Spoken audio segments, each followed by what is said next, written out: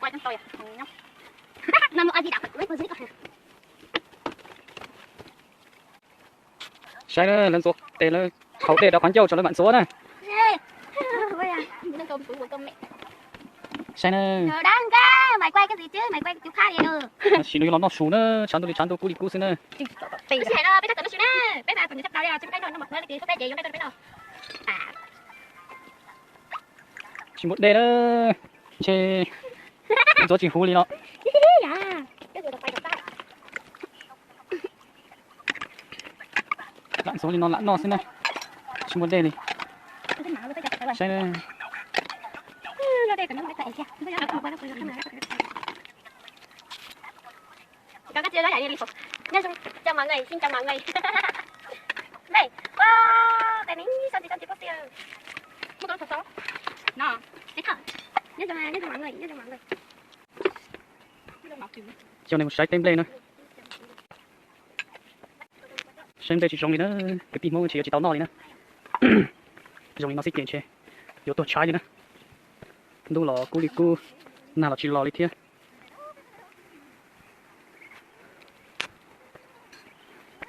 Một tay công cú rong thế này vậy, để chỉ cho tay công chỉ rong phải chưa? Nhớ tôi sát tỏ nó, để chấm đây rong bên chỉ này vậy. Ở dạng nông lên, san nó này vậy, san nó chỉ rong phải chưa nữa, san nó bên chỉ rong nữa. Chào tông đến đấy, cần lại ta chỉ rong của đi, chỉ cho rong phải chưa? Nhớ tôi chỉ cái rong nó sẽ này vậy.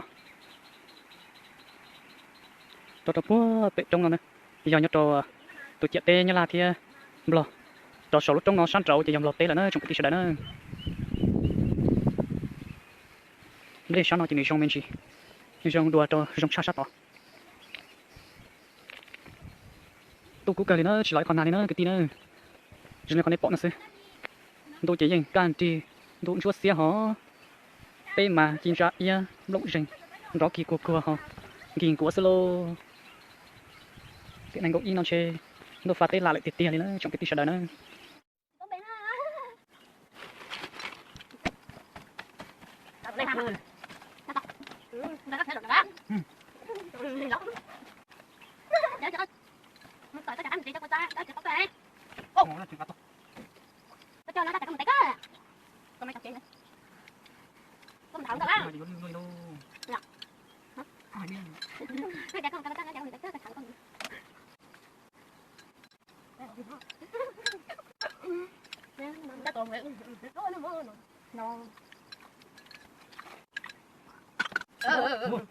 mới lọc thầy à hay hồi nhưng mình mày nó không ta muốn chạy một cái thầu rồi một cái rồi cái tinh cái chó ghét rồi cái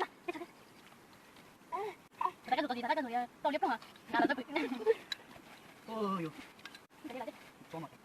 tới đây hả đánh cá tại nào có cái tin chậu không biết à bao bự không mình xem tập con đã có thể mình con đã là tao giờ chế vào học những cái chuyện này nè chơi chơi đây con đây hả ní cái con đây hả nó trong này nó xin nữa con đây không chốt so này có chơi nó cá cười nữa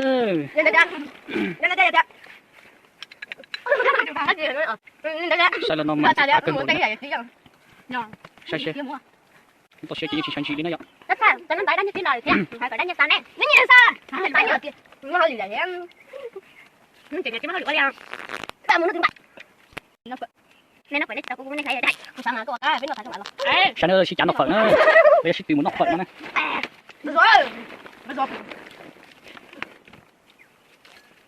mẹ come on đây từng cái nắp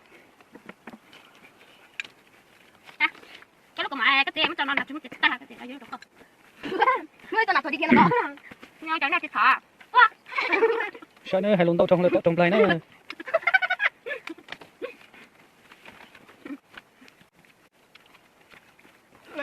sai chỉ mới trong đó là shit xanh chôn rồi liều nòng tay nè mày không biết tính nè cho pi nòng tay hột chơi nữa nó đang có phút cả tàu trong cái tay mất chắc